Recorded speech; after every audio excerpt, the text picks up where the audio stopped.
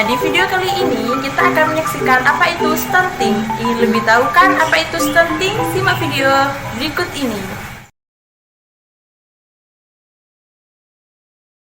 Assalamualaikum warahmatullahi wabarakatuh. Apakah para penonton ini sudah pernah mendengar kata stunting? Mungkin sebagian dari kalian asing dengan istilah tersebut ya.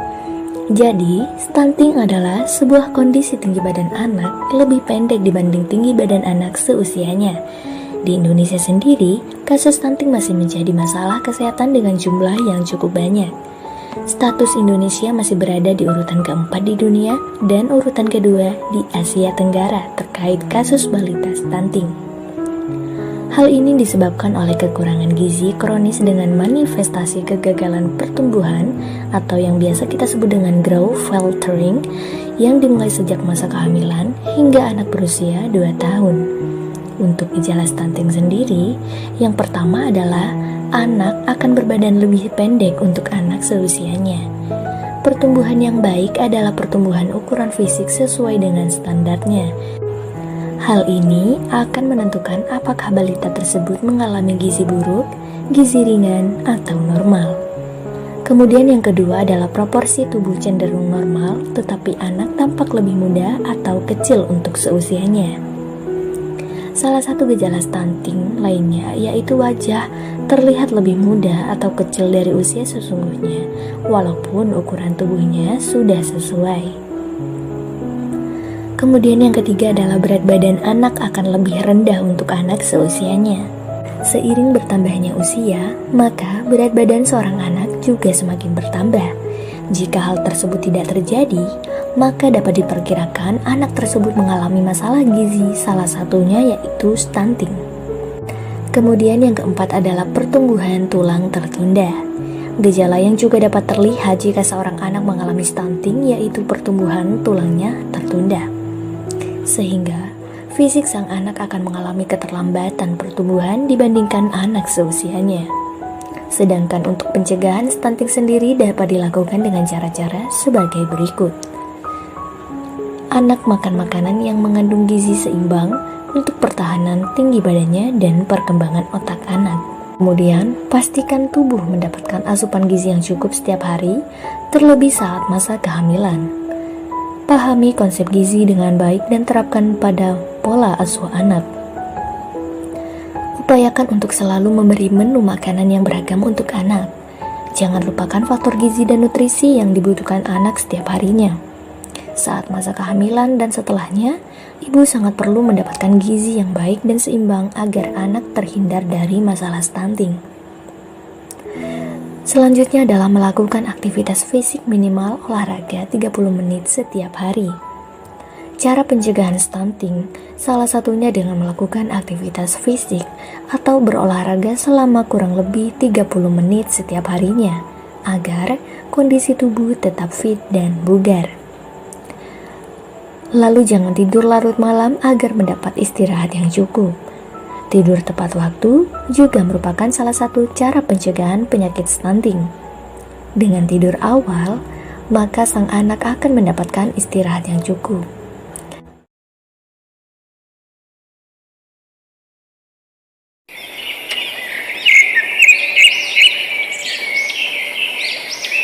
Sayur, sayur, sayurnya Bu, sayur, sayur. Suasana pagi hari di suatu desa yaitu Desa Gembira seperti biasa terdapat tukang sayur.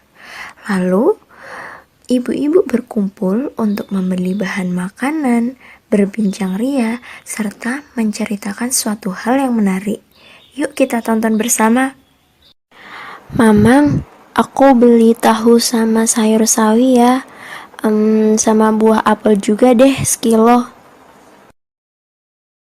Ibu-ibu tahu nggak, rumah depan situ katanya minggu depan mau melahirkan loh.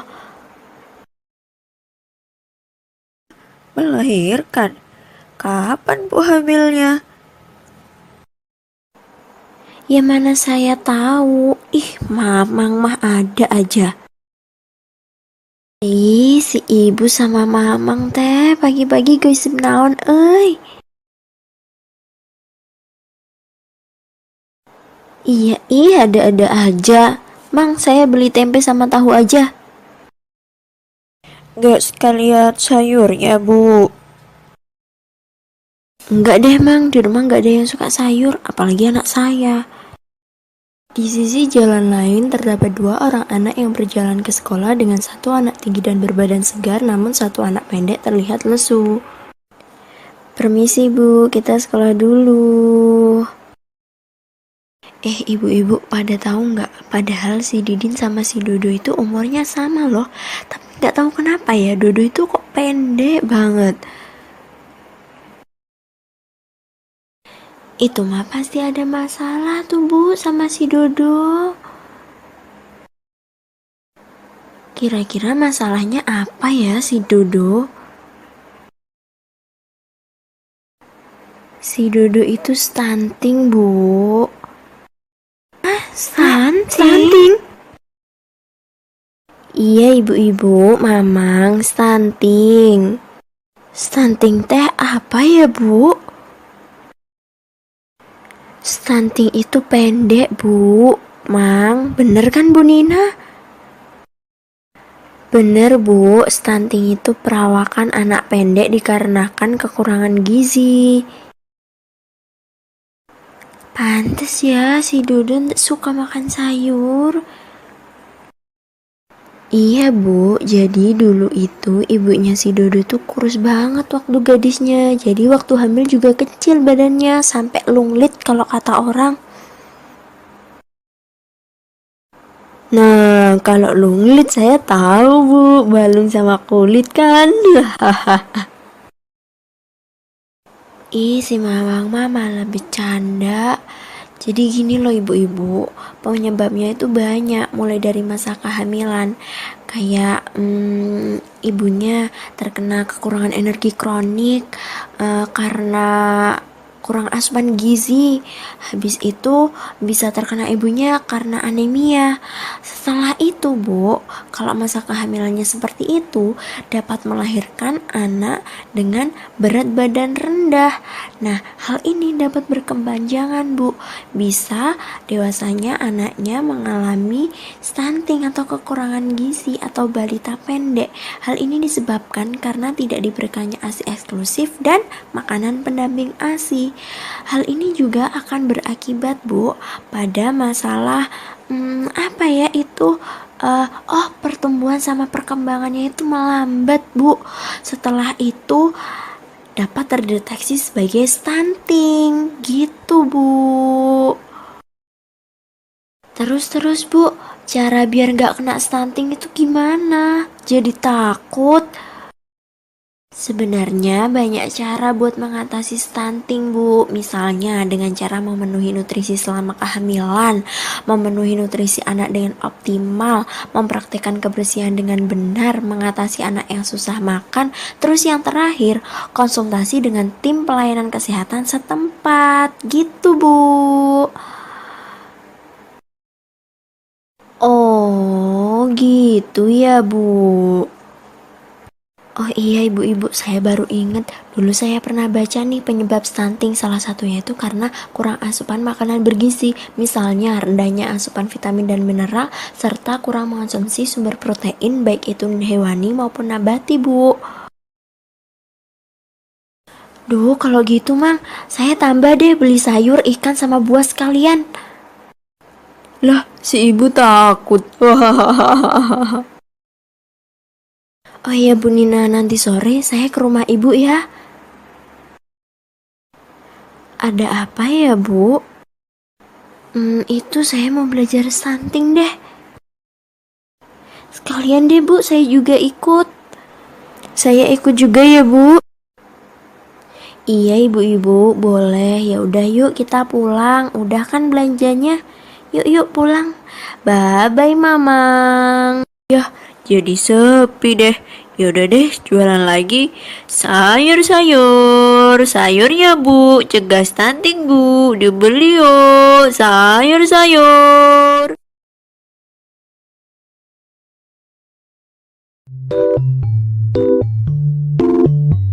Pada suatu hari, di saat sore hari, ada ibu-ibu sedang mengobrol dan mengeluh tentang kondisi anaknya. Halo Bu Ivi, gimana nih kabarnya? Lama gak jumpa. Halo Bu Rati, sehat-sehat aja Bu. Kamu sendiri gimana? Ya beginilah keadaanku. Nampaknya kamu sedang ada masalah ya? Iya nih, ada masalah sama anakku.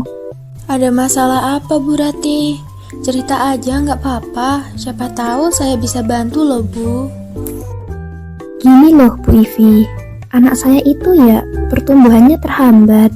Terus tubuhnya pendek, sering sakit, kemampuan kognitifnya juga menurun, tidak memiliki respon yang baik jika diajak berkomunikasi. Gimana nih Bu anak saya ini? Dampaknya itu anak saya kurang aktif gitu loh dibandingkan balita seusianya Bu. Konsul aja Bu waktu pemeriksaan di Puskesmas. Kebetulan kan minggu ini jadwalnya posyandu.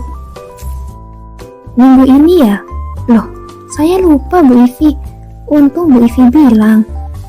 Saya sudah tidak ikut pemeriksaan di posyandu itu anak saya. Sudah 2 bulan. Jangan gitu Bu Rati, harus rutin ke posyandu biar anak ibu tumbuh dengan sehat. Saat hari Minggu telah tiba, Ibu Rati dan juga anaknya berada di puskesmas untuk melakukan posyandu. Apa benar balita atas nama Dinda, anak dari Ibu Rati? Silakan masuk Bu. Iya Bu, benar. Baik, terima kasih. Kemudian Bu Rati dan anaknya masuk ke dalam ruangan untuk melakukan pemeriksaan. Untuk hasilnya jadi begini Bu. Berdasarkan PB per U, nilai ambang batas Dinda di bawah kurang dari min 2 SD. Artinya, kategori tinggi badan Dinda termasuk stunting. Nah, stunting sendiri merupakan kondisi tinggi badan anak lebih pendek dibandingkan tinggi badan anak seusianya. Penyebab stunting ini apa ya Bu? Kok anak saya bisa stunting? Penyebab stunting sendiri sangat banyak Bu, meliputi yang pertama, bayi tidak diberikan ASI eksklusif, dan sebelum usia 6 bulan, bayi sudah diberi makanan selain ASI, sehingga usus bayi kesulitan mencerna. Kedua, adanya pantangan makan, dan yang ketiga, kurangnya pola asuh ibu dalam merawat anak. Lalu, apa yang harus saya lakukan Bu untuk kesehatan anak saya?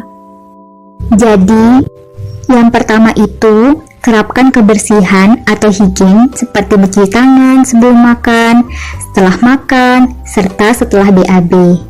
Yang kedua, sanitasi pada lingkungan rumah seperti penyediaan air bersih, pembuangan tempat sampah, penyediaan tempat pembuangan tinja. Pada umur 1-3 tahun, anak sudah dapat diberikan makan keluarga sebanyak setengah piring nasi pengganti, 2-3 potong lauk hewani, 1-2 potong lauk nabati, setengah mangkuk sayur, 2-3 potong buah-buahan, dan 1 gelas susu sebanyak 3 kali sehari. Baik Bu, akan saya terapkan kepada anak saya. Terima kasih Bu, saya permisi dulu.